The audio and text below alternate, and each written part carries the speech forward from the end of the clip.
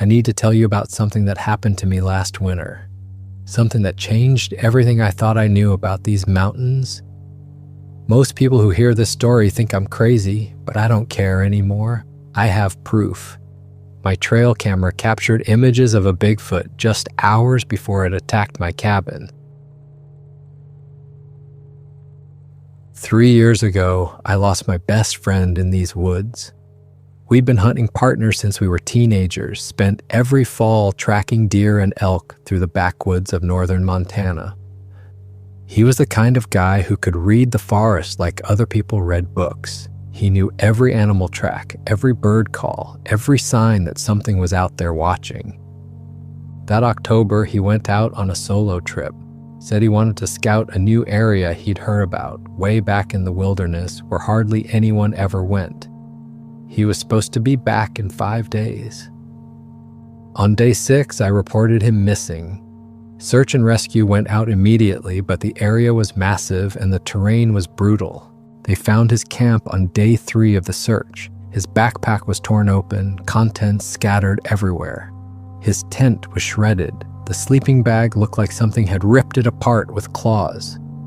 But there was no body, no blood trail, nothing except his gear, and something else that made my skin crawl when the police showed me the photos.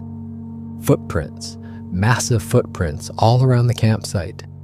The police measured them at 18 inches long and 7 inches wide. They were pressed deep into the mud, suggesting whatever made them weighed several hundred pounds. The prints showed 5 toes, but they weren't bear tracks. They were too human-like in shape, with a distinct arch and separated toes. The official report said bear attack. They claimed a grizzly must have dragged his body away and that the footprints were just distorted, bear tracks in soft mud. They closed the case after 2 weeks. No body recovered, case closed, move on. But I couldn't move on. Those weren't bear tracks, and anyone who spent real time in the woods knew it. I made copies of every photo from the investigation. I studied those prints for months. I researched every piece of information I could find about unexplained disappearances in the area. And I came to a conclusion that most people would call insane. A Bigfoot killed my friend. I know how that sounds. Believe me, I spent months trying to convince myself I was wrong.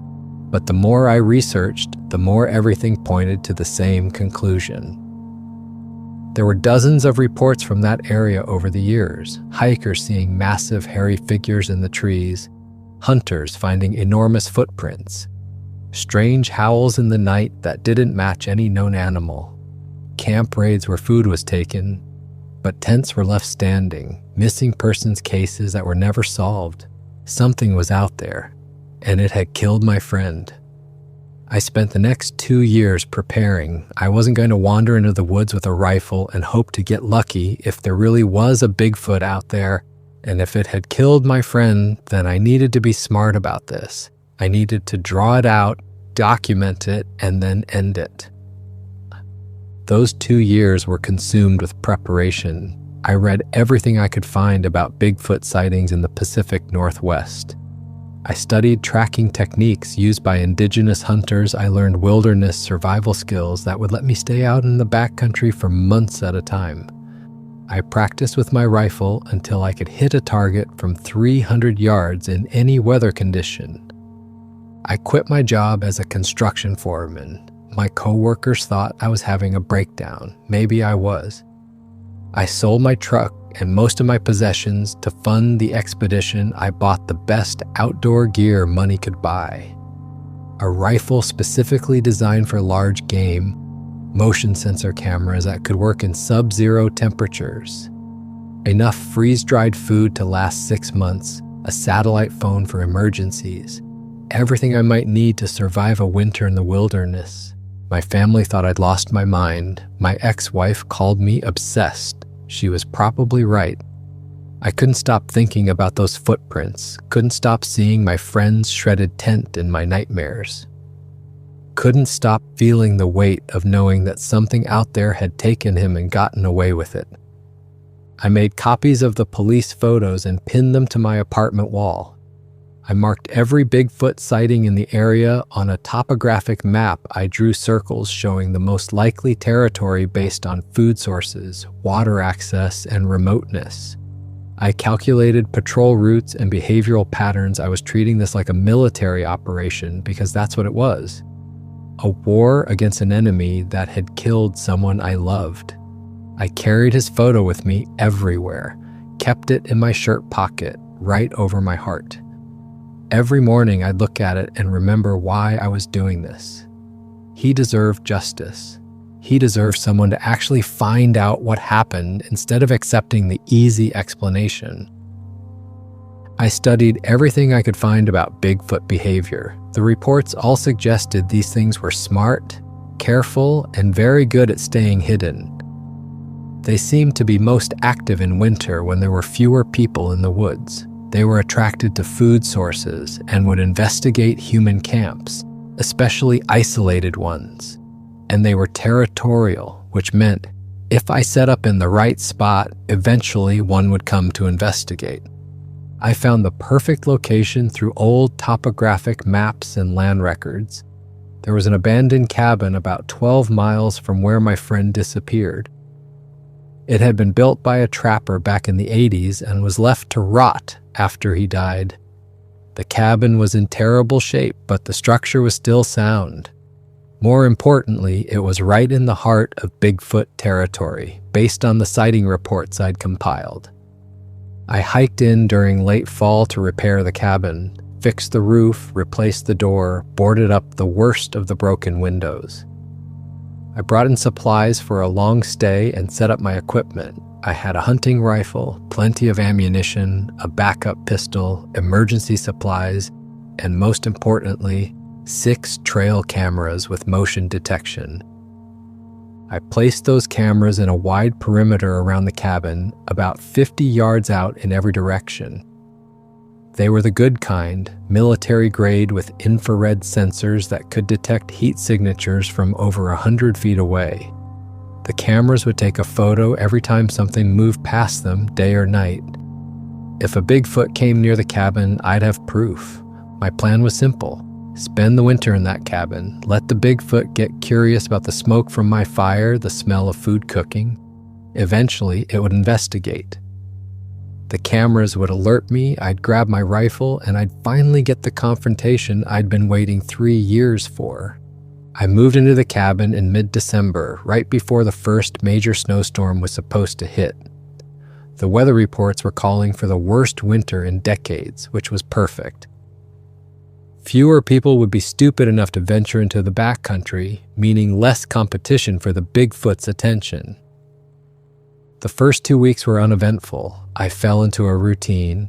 Wake up at dawn, check the trail cameras, chop wood, cook food, keep the fire going. The cold was intense, dropping to below 0 most nights. Snow piled up around the cabin until the drifts were higher than the windows. I was completely cut off from the outside world, which was exactly what I wanted. The isolation got to me faster than I expected.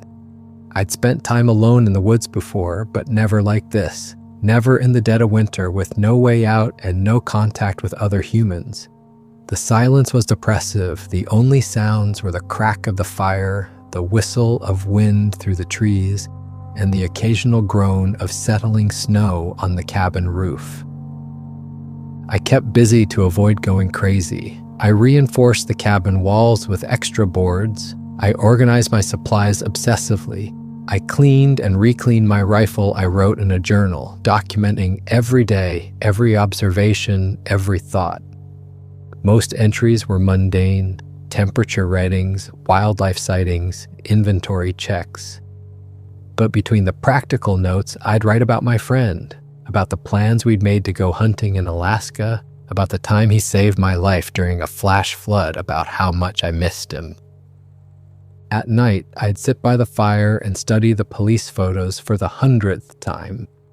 I'd traced those footprints so many times I could see them when I closed my eyes, 18 inches long, 7 inches wide, a stride length that suggested something over 7 feet tall.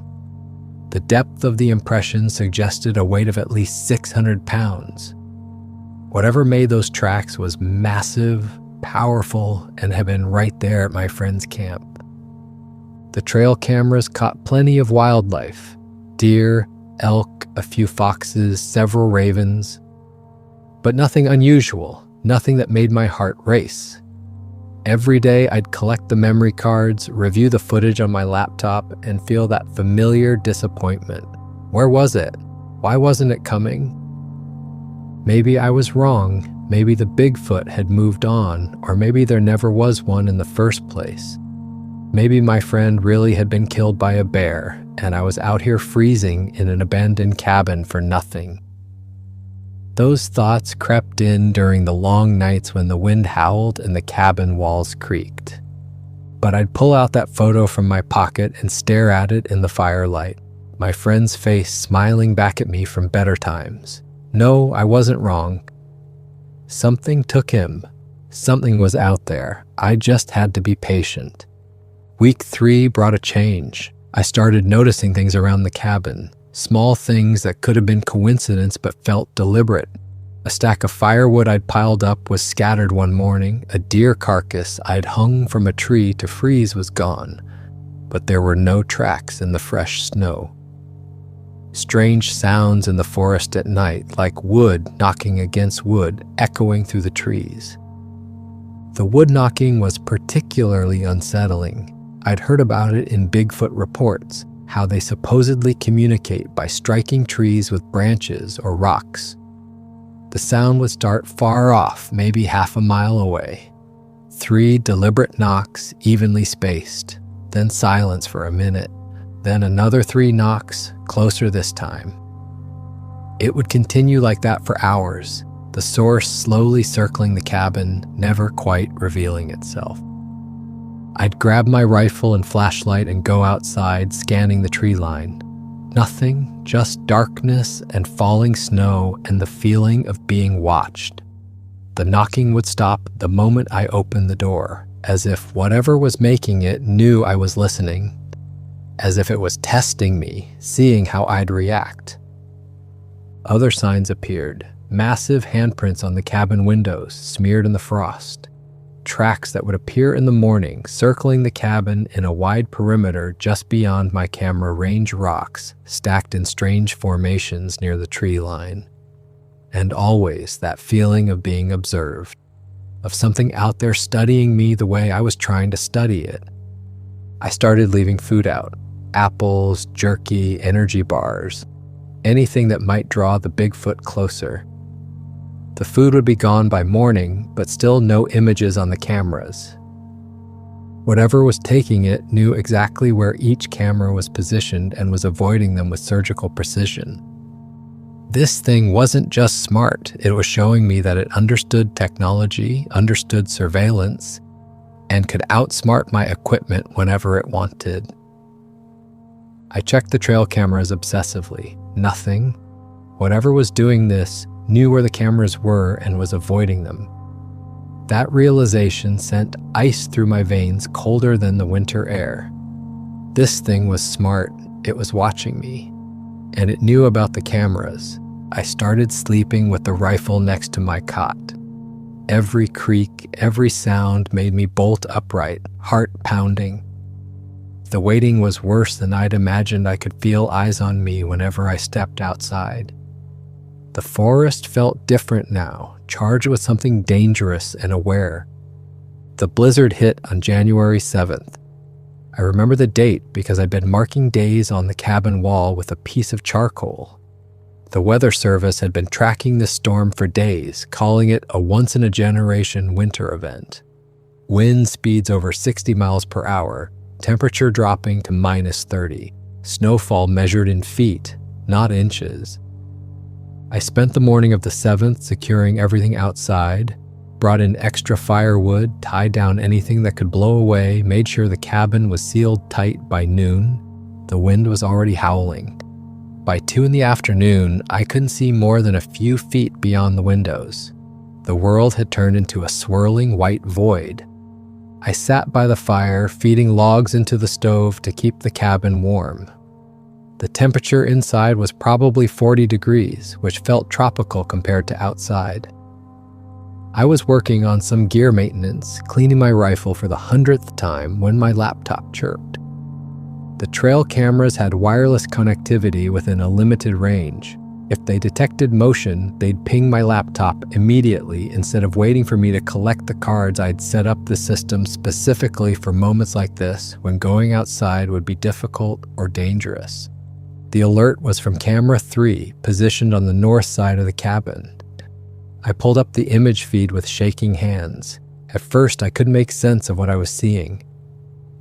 The photo was taken through heavy falling snow, everything obscured by the storm. But there, standing between two trees, was a dark shape, large, humanoid, watching. I stared at the screen, my heart hammering in my chest. The shape was unmistakable even through the blizzard conditions. It stood upright on two legs, but it was massive, towering over the surrounding vegetation. The proportions were all wrong for a human. The arms hung too long, nearly to its knees. The shoulders were impossibly broad, suggesting enormous strength. And the head, that conical skull shape I'd read about in so many Bigfoot reports. My hands trembled as I zoomed in on the image. I cranked up the brightness and contrast, trying to see more detail. The Bigfoot was looking directly at the camera. Its eyes caught the flash, reflecting back like an animal's eyes do at night. But there was something in that gaze that was distinctly un-animal intelligence. Awareness. Purpose. Another ping. Camera 5 on the east side.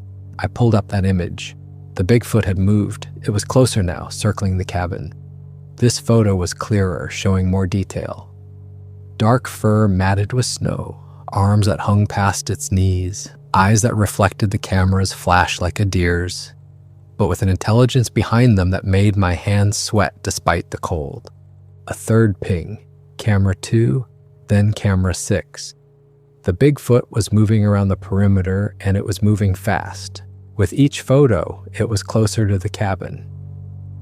In the most recent image, I could make out individual strands of fur, see the way its breath fogged in the freezing air, see the size of its hands with their thick fingers. This was it. This was what I'd been waiting for. 3 years of planning, months of preparation, weeks of waiting in this frozen hell. The Bigfoot was here, right outside my cabin. The thing that killed my friend was within my reach. I grabbed my rifle and checked the magazine, fully loaded. I had extra ammunition in my jacket pockets. I pulled on my heavy coat, my boots, my gloves. My hands were shaking so badly I could barely tie the laces. This wasn't fear. This was rage. Pure, burning rage that I'd been carrying for 3 years. I touched the photo in my pocket one more time. Then I opened the cabin door and stepped out into the storm. The cold hit me like a physical force. The wind was so strong it nearly knocked me over. Snow stung my face like needles. I could barely see 5 feet in front of me. This was insane. Going out in a blizzard like this was suicide. But I didn't care. Logic didn't matter anymore. The Bigfoot was out here, and I was going to find it. The temperature had dropped to at least 20 below zero, maybe colder with the wind chill. Each breath felt like ice in my lungs. My eyes watered constantly, the tears freezing on my cheeks almost instantly. The wind howled so loud I couldn't hear my own thoughts. Snow came at me horizontally, billions of tiny knives cutting into any exposed skin. I pulled my hood tight and bent forward into the wind, forcing myself to move. The snow was already knee-deep in places, deeper where it had drifted. Each step was a battle. My boots punched through the crust, sinking into powder underneath. My legs burned with the effort of pulling them free, taking another step, sinking again. I knew where camera 2 was. I'd walked that path 100 times. But in the storm, everything looked different. Landmarks disappeared, trees became indistinct shadows. distance became impossible to judge. I counted my steps, trying to navigate by dead reckoning, hoping I was heading in the right direction. My hands were already going numb despite the insulated gloves. I had to keep switching the rifle from hand to hand, tucking one into my armpit to warm it while the other gripped the weapon. The metal of the rifle was so cold it burned to touch even through the gloves. Ice was forming on my beard, on my eyebrows, anywhere moisture met air. I found the tree where I'd mounted the camera. The camera was gone. Ripped right off the tree, the mounting bracket bent and broken. I looked around frantically, searching the snow at the base of the tree there. The camera was smashed, the plastic casing cracked, the lens shattered. Something had destroyed it with its bare hands. I picked up the pieces, my hands shaking. The metal mounting bracket was twisted like foil. The screws that had held it to the tree were sheared off. Whatever did this had strength beyond anything I could imagine. I looked at the tree trunk and saw deep scratches in the bark, 4 parallel gouges that could have been made by claws or thick fingers. A chill ran through me that had nothing to do with the cold. The Bigfoot had done this. It had seen the camera flash, had walked right up to it, and had torn it apart. And it had done so during the worst blizzard in decades, in conditions that had me barely able to stand. While I was huddled in my cabin, this thing was out here moving through the storm like it was a light breeze. I moved to the next camera location, pushing through snow that was now thigh-deep. The wind was getting worse, if that was possible. I could feel my core temperature dropping. My toes were numb. My fingers barely responded when I tried to move them. But I had to know. I had to see if all the cameras were destroyed or just this one. Camera 3, destroyed. The entire unit torn from the tree and thrown 20 feet away. I found it half buried in the snow, crushed like someone had stepped on it. Camera 5, same thing. Camera 6, every single one systematically destroyed. The Bigfoot had made a circuit around my cabin, finding and destroying every camera I'd placed. It had done in one night what had taken me days to set up. I stood there in the howling wind, trying to process what this meant. The Bigfoot wasn't just smart, it was strategic. It had waited until the worst possible conditions when I'd be trapped inside, unable to respond. Then it had methodically eliminated my surveillance system. It knew what the cameras were for. It knew they were a threat. And it had dealt with that threat efficiently and completely. By the time I checked the last camera, I'd been outside for over an hour. I was soaked with snow, frozen to my core, and no closer to finding the Bigfoot. The storm was getting worse, not better. Visibility was down to almost nothing. I couldn't feel my feet anymore. I couldn't feel my hands. The rifle was so cold it burned to touch even through my gloves. I had to turn back. Every survival instinct I had was screaming at me to get inside. I was at serious risk of frostbite or hypothermia. If I stayed out here much longer, I wouldn't make it back to the cabin at all. The decision felt like failure. I'd come out here to hunt the Bigfoot, and instead I was retreating, beaten by the weather and outmaneuvered by my quarry. But pride wouldn't keep me alive. I was already in danger. My hands wouldn't close properly. My feet felt like blocks of ice. My face was completely numb. I needed shelter, warmth, and I needed them soon. I turned around and started trudging back. The wind was at my back now, pushing me forward, which should have made things easier. But I was exhausted. Every step took tremendous effort. The cold had sapped my strength. My muscles felt like rubber. Several times I fell, sinking into the snow, and it took everything I had to get back up. I kept my head down, focused on putting one foot in front of the other. I was following my tracks back, but they were filling in fast. In another hour, they'd be gone completely. Erased by the storm, I had to move faster, had to get back before I lost the trail. but I couldn't move faster. I was already at my limit. My mind started playing tricks on me. I'd see shapes in the swirling snow that looked like the cabin, only to get closer and realize it was just a tree or a rock. I'd think I heard sounds behind me, footsteps matching my pace. But when I turned around, there was nothing but white. The hypothermia was setting in. My thoughts were getting fuzzy. I had to stay focused, had to keep moving. When I finally saw the dark shape of the cabin emerging from the white, relief flooded through me. I was almost there. Just a few more yards, I'd get inside, get warm, and figure out my next move. The Bigfoot had won this round, but there would be others. I'd find another way. Then I got close enough to see clearly, and my blood turned to ice. The cabin door was hanging off its hinges. The windows I'd carefully boarded up were smashed inward. Through the broken doorway, I could see my supplies scattered everywhere, my gear torn apart, my cot flipped over. The Bigfoot hadn't just visited the cabin, it had destroyed it, and it was still there. I could hear it moving inside. Heavy footsteps, the crash of furniture being thrown, a low guttural sound that might have been breathing or growling. The Bigfoot was inside my cabin, tearing everything apart. I stood there in the snow, rifle raised, staring at my destroyed cabin.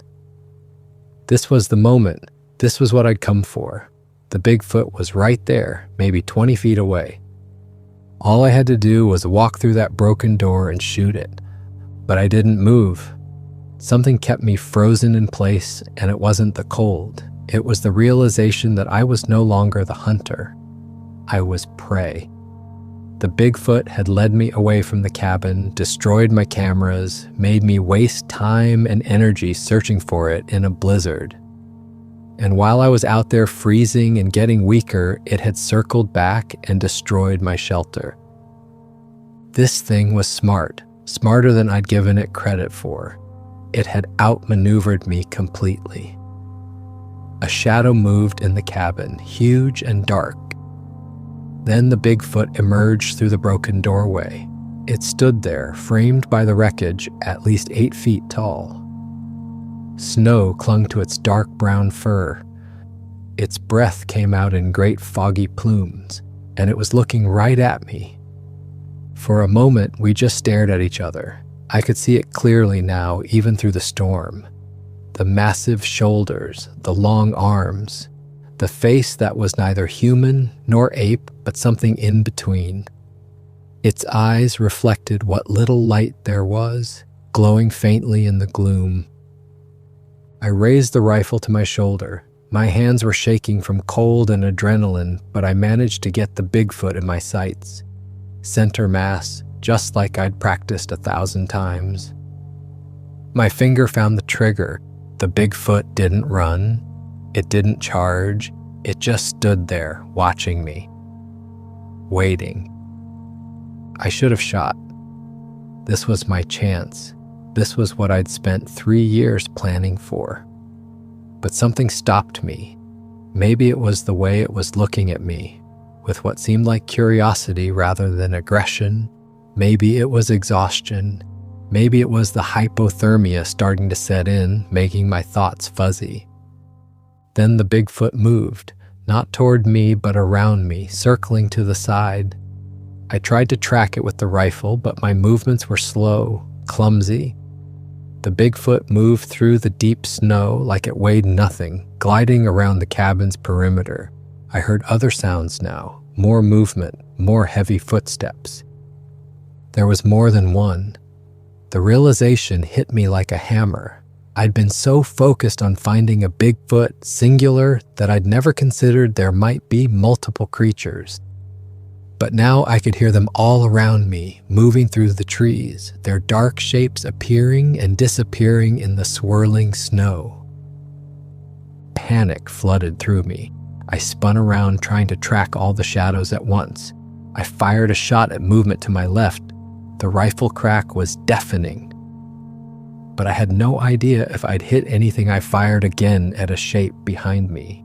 Again at something moving through the trees. I was shooting at ghosts, burning through ammunition I couldn't afford to waste. but I couldn't stop. The terror had taken over, the primal fear of being surrounded by predators. I fired until the rifle clicked empty, the magazine spent. My hands fumbled for the spare magazine in my jacket pocket. The cold had made my fingers useless. I dropped the empty mag in the snow, tried to slot the new one in. It took 3 tries, precious seconds I didn't have. I finally got the magazine seated and looked up just in time to see the Bigfoot charging. It came out of the storm like a freight train, covering the distance between us in seconds. I tried to raise the rifle, but I was too slow. The Bigfoot was too fast, too close. It hit me hard enough to lift me off my feet. I felt the impact in my chest, in my ribs, driving the air from my lungs. Then I was flying backward, crashing into the snow. My head hit something solid, maybe a rock or a piece of firewood buried under the snow. The world went dark. I came to slowly, consciousness returning in fragments. Cold. I was so cold. My head throbbed with a deep, pulsing pain. My ribs ached with every breath, but I was alive. At first, I couldn't remember where I was or what had happened. My last clear memory was of standing outside the cabin, rifle raised, shooting at shadows in the storm. Then something had hit me. Something big. The impact had lifted me off my feet, sent me flying. Then darkness. How long had I been unconscious? Minutes? Hours? Days? I had no way of knowing. The light filtering into the cave was dim and gray, giving no indication of the time. My body felt stiff, like I'd been lying in one position for a long time. Snow had melted and refrozen in my hair, on my clothes. My gear was gone, no rifle, no backpack, just me, hurt and helpless, in a place I didn't recognize. I tried to move and immediately regretted it. Pain shot through my chest and shoulder like electricity. Something was definitely wrong with my left arm. Hung at my side, useless, screaming with pain when I tried to lift it. Dislocated shoulder, maybe, or broken collarbone. Either way, I wasn't going to be using that arm anytime soon. My ribs hurt too, a deep ache that got worse with every breath, cracked or broken, probably from the impact. My head pounded where I'd hit it, and when I touched the spot gingerly with my good hand, I felt dried blood in my hair. The inventory of injuries was bad.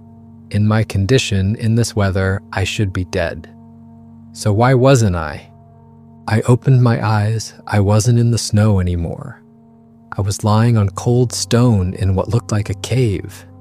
Dim light filtered in from somewhere, just enough to see by the walls were rough rock, the ceiling low. The air smelled of earth and something else, something musky and animal. Then I saw it. The Bigfoot was right there, less than 3 feet from my face. Crouched down, watching me. Up close, it was even more massive than I'd realized. Its head was enormous, with a pronounced brow ridge and a flat nose. Its eyes were dark, almost black, and they were staring right into mine. I should have been terrified. This thing could kill me with one hand. It probably already had killed my friend, but instead of fear, I felt rage. The same burning rage that had driven me out into the storm. This was the creature that had taken everything from me. And now it had me trapped, helpless, in its cave. I tried to punch it. With my good arm, I swung as hard as I could at its face. The Bigfoot barely moved. It raised one massive hand and swatted my fist aside like I was a child. Then it pushed me, not hard, just a casual shove. The pain was incredible. My shoulder screamed. My ribs felt like they were on fire. I collapsed back onto the stone floor, gasping. Tears streamed down my face from the pain. All I could do was curse it. I lay there, hurt and helpless, and I screamed every curse I knew at this thing. I called it a monster, a killer, a demon. I told it I hoped it rotted in hell. I told it I wished I'd killed it when I had the chance. The Bigfoot just sat there listening to my rage pour out. It didn't react, it didn't move, it just watched me with those dark, intelligent eyes. Finally, exhausted, I reached into my pocket with my good hand. The photo was still there, somehow miraculously intact. I pulled it out with shaking fingers and held it up to the Bigfoot's face. "This is who you killed," I told it through gritted teeth. "This was my friend. You took him from me. You monster. You murderer." The Bigfoot looked at the photo. Then it did something I didn't expect. It reached out with one enormous hand and took the photo from me. Its fingers were surprisingly gentle, careful not to damage the paper. It held the photo up close to its face, studying it. Then it made a sound, low, deep, almost mournful. It looked from the photo to me, then back to the photo. And then it nodded, a deliberate, unmistakable nod. It knew. Somehow this creature knew exactly who I was talking about. The Bigfoot tossed the photo back to me, then stood up. It was so tall it had to hunch over to fit in the cave. Made a gesture, pointing toward the cave entrance, then back at me. The meaning was clear: follow me. I didn't understand what was happening. This made no sense. Why would a Bigfoot want me to follow it? Was this some kind of trap? Was it going to take me somewhere to kill me? None of this made any sense at all. But what choice did I have? I was hurt, lost, and completely at this creature's mercy. If it wanted me dead, I'd already be dead. I struggled to my feet, cradling my injured arm against my chest. The Bigfoot waited patiently, then turned and walked toward the cave entrance. I followed. Outside the cave, the storm had passed. The world was buried in snow, everything white and clean. The sun was breaking through the clouds, and I realized it must be late afternoon. How long had I been unconscious? Hours? More? The light hurt my eyes after the dimness of the cave. I squinted against the glare of sun on snow, trying to get my bearings. We were high up on a mountainside. I could see the valley below, a vast expanse of white broken only by the dark shapes of evergreens. The cabin was nowhere in sight. How far had the Bigfoot carried me? The air was brutally cold, but still, the wind finally died down. My breath came out in great plumes of fog.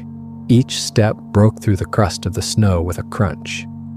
The Bigfoot moved ahead of me, its long strides carrying it easily over terrain that I struggled through. It didn't look back, just assumed I would follow. The Bigfoot moved through the snow with ease, its long legs carrying it smoothly over drifts that I struggled through. It would pause occasionally to let me catch up. Waiting patiently while I floundered forward, my injured arm made everything harder, and I was still weak from the cold and the fight. I used those pauses to study the creature. In daylight, I could see details I'd missed in the storm. Its fur was dark brown, almost black in places, and thick enough to shed snow without getting wet. The hair on its head was longer, hanging past its shoulders. Its face was surprisingly expressive, with deep-set eyes that looked almost human. The mouth was hidden by the fur, but I could see the broad nose, the heavy brow ridge. I studied the Bigfoot as we walked. The way it moved was fascinating. It was bipedal, walking upright like a human, but with a rolling gait that spoke of immense strength. Its arms swung naturally at its sides, those massive hands occasionally reaching out to steady itself on a tree. Its head swiveled constantly, scanning the environment with the awareness of something that lived in the wild. Its feet left tracks in the snow. I couldn't help but compare them to the ones from the police photos. Same basic shape, same size, 18 inches long, 7 inches wide. These were the tracks that had been at my friend's campsite. This Bigfoot, or one like it, had been there when he died. And I was looking for weaknesses, looking for an opening. Even now, hurt and exhausted and completely at this thing's mercy, I was still thinking about killing it if I could get my hands on a rock, a branch, anything I could use as a weapon. If I could get behind it, maybe go for the back of the knees, bring it down. The hatred was still there, burning in my chest, still driving me even when it made no sense. That's how much hate I was carrying. That's how deep the need for revenge had become. This creature had saved my life, had brought me to shelter when I would have frozen to death in the storm, and I was still planning how to murder it. What did that say about me? What had I become in my obsession? We walked for about 10 minutes before the Bigfoot stopped. We were in a small clearing surrounded by old-growth pines. The Bigfoot pointed to a spot on the ground, then looked at me. I pushed forward through the snow, my legs burning with the effort. When I got close enough to see what it was pointing at, my breath caught in my throat. There was a cairn, a pile of carefully stacked rocks covered with snow. Around it were scattered objects, a camping mug, a torn piece of tent fabric, a hiking boot, and withered flowers, brown and dead but still recognizable. Someone had placed flowers here. This was a grave. I knew it instantly, and I knew whose grave it was. My legs gave out. I dropped to my knees in the snow, the pain in my ribs forgotten. The cold didn't matter anymore. Nothing mattered except what I was seeing. The cairn, the flowers, the carefully arranged items. Someone had buried my friend. Someone had marked his grave. Someone had mourned him. I dropped to my knees in the snow. The pain in my shoulder didn't matter anymore. Nothing mattered. I crawled forward, brushing snow away from the cairn with my good hand. My fingers were clumsy, numb from the cold, but I kept digging. I had to see, had to know for sure. There, partially hidden under a rock, was a piece of fabric. I pulled it out with shaking hands. It was a jacket, blue Gore-Tex with a distinctive logo on the chest. I'd seen him wear this jacket 100 times. We'd joked about that logo, about how it made him look like a sponsored athlete when really he was just a weekend warrior. There, partially hidden under a rock, was a piece of fabric. I pulled it out. It was a jacket, my friend's jacket. I recognized the logo, the specific shade of blue. Tears blurred my vision. I clutched the jacket to my chest with my good arm, feeling the frozen fabric crackle. He'd been here. This was real. 3 years of not knowing. 3 years of the authorities telling his family there was no body to recover. And here he'd been all along. Buried properly, honored, protected.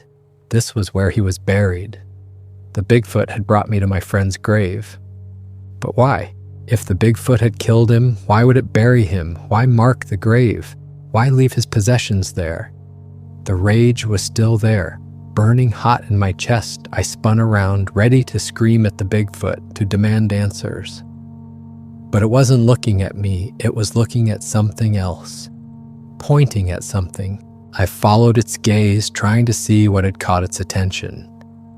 The Bigfoot's massive arm was extended, one thick finger pointing toward the edge of the clearing. Its posture was still, almost reverent. Whatever it was showing me, this was important.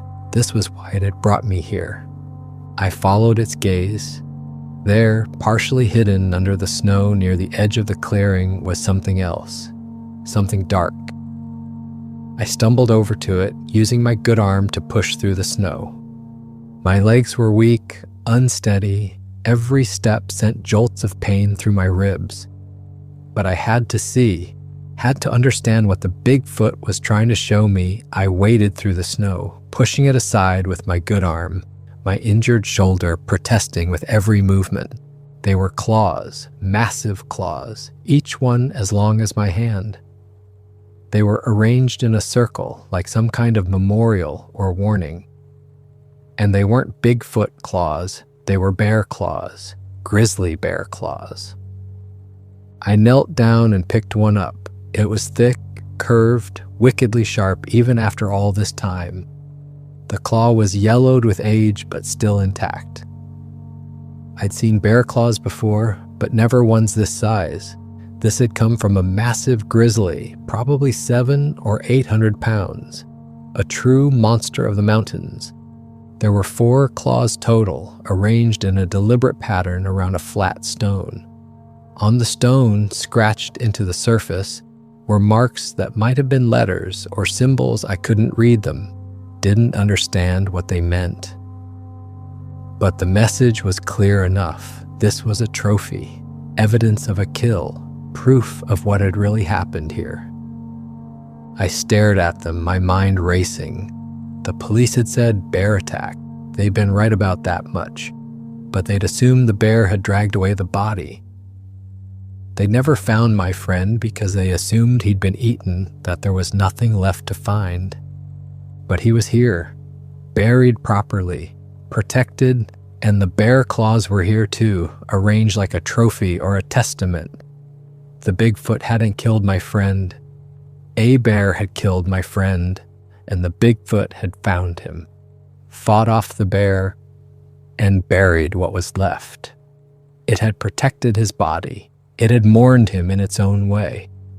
The massive footprints the police found weren't from the killer. They were from the one who had tried to help, the one who had given my friend a burial when he had no one else. I'd been wrong, so completely, utterly wrong. I look back at the cairn, at my friend's final resting place. The Bigfoot had done this. This creature I'd hunted, that I'd tried to kill, had shown more humanity than I had. It had honored my friend when I'd been too consumed with revenge to even try. The tears came then, not from pain, but from shame and grief and the crushing weight of realization. I knelt there in the snow, crying like I hadn't cried since the day I learned my friend was missing. I'd carried 3 years of rage, and it had all been pointed at the wrong target. I don't know how long I stayed there.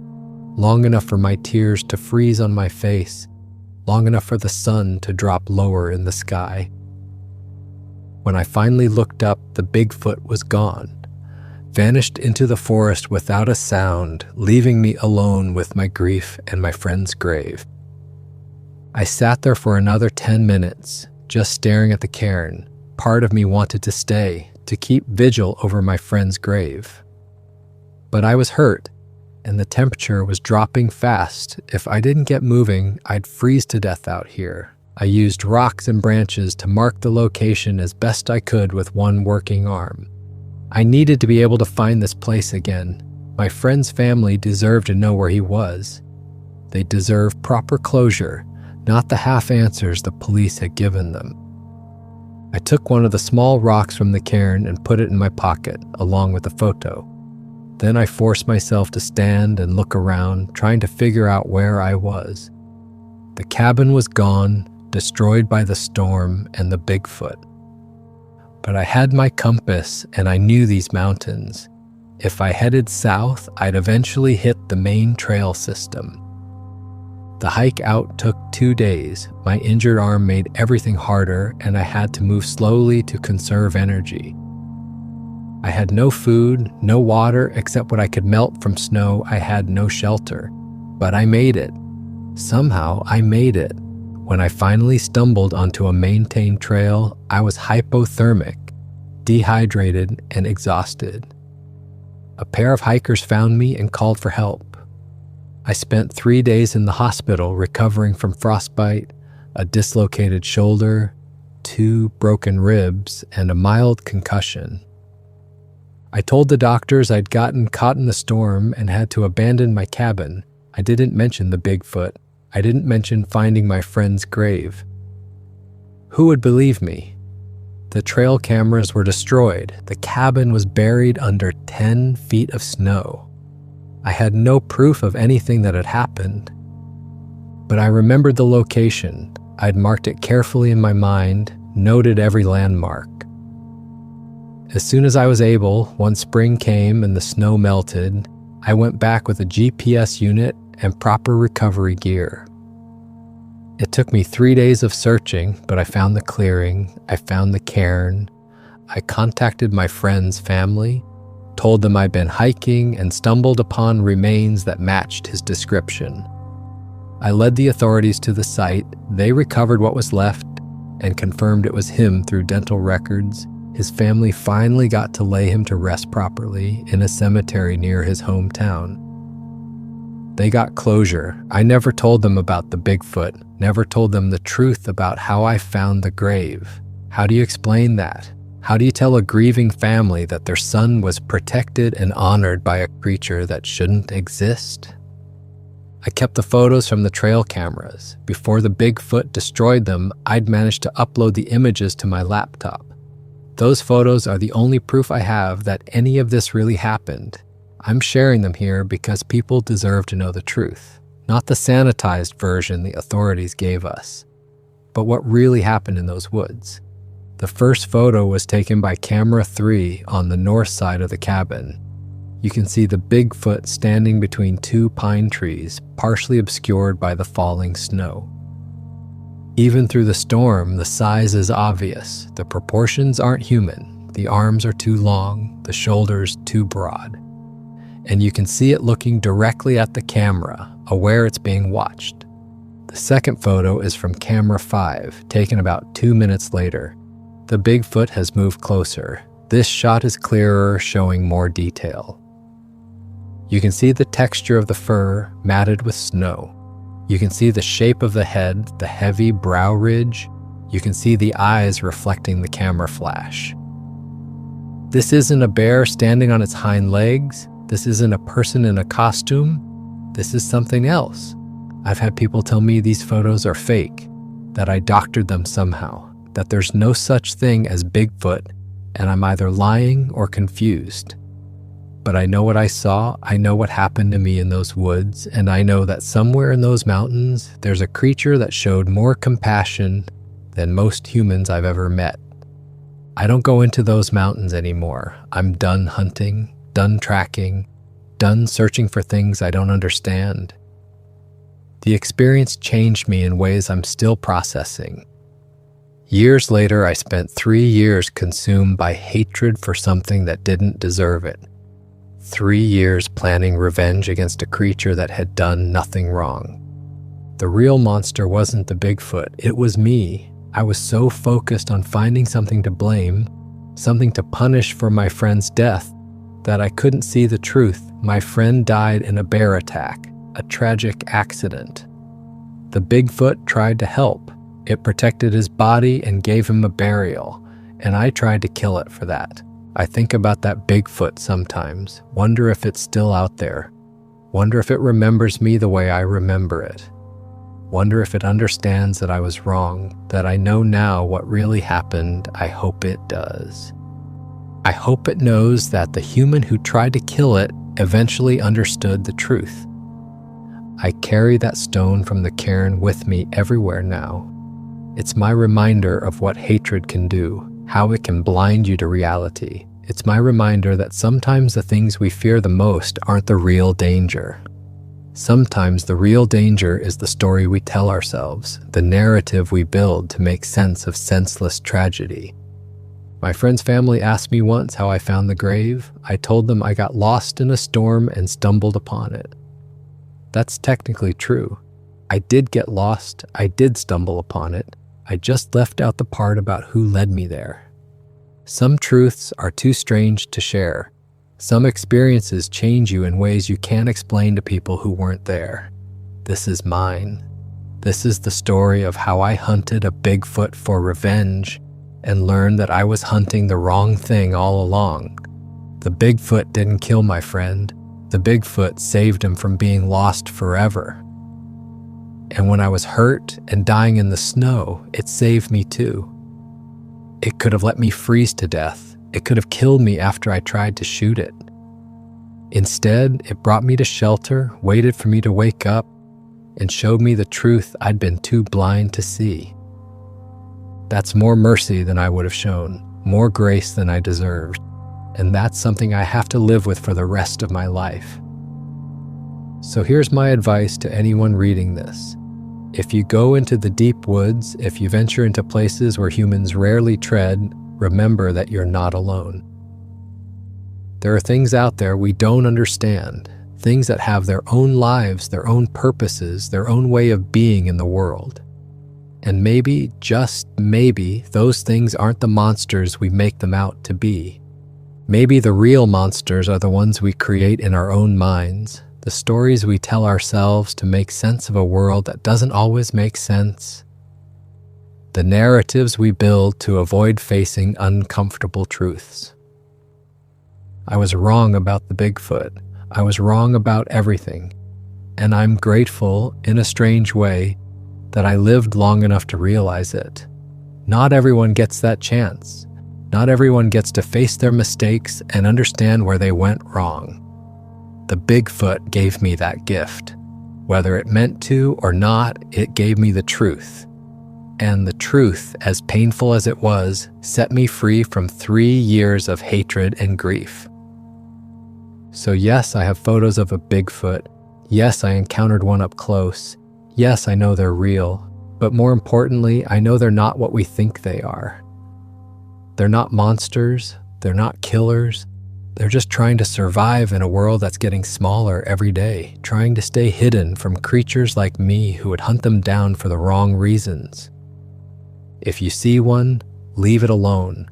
Don't try to prove it exists. Don't try to hunt it. Don't try to capture it or study it. Just let it be. Let it live its life in peace. That's what I should have done. That's what I wish I'd done from the start. My friend is at rest now. His family has closure. And I have the truth. That's all I can ask for. That's all any of us can ask for. The Bigfoot is still out there somewhere, still living in those mountains, still protecting its territory. And I hope it stays hidden. I hope it stays safe. I hope no one else makes the mistake I made, because the world needs more creatures that show compassion to their enemies, more beings that protect the helpless and honor the dead, more examples of mercy in action. The Bigfoot taught me that a creature that shouldn't exist, according to science and rational thinking, taught me more about humanity than most humans ever have. And that's something I'll carry with me, along with that stone from my friend's cairn, for the rest of my life. This is my story. This is what happened to me in those mountains during the worst winter storm in 20 years. Believe it or don't. Judge me or don't, but know that it's true. Every word of it. And if you ever find yourself in the deep woods, in places where the trees grow thick and the silence is absolute, remember this story. Remember that you're not alone, and remember that the things you fear might not be the things you should fear at all. Stay safe out there. Respect the wilderness. And if you see something impossible, something that shouldn't exist, maybe just let it go. Let it disappear back into the forest. Some mysteries don't need to be solved. Some creatures deserve to remain hidden. The Bigfoot earned that right when it buried my friend. It earned that right when it saved my life. And I owe it at least this much, to tell the truth about what happened and ask others to leave it in peace. That's all I have to say. That's my story. Make of it what you will. For more interesting stories, check this out.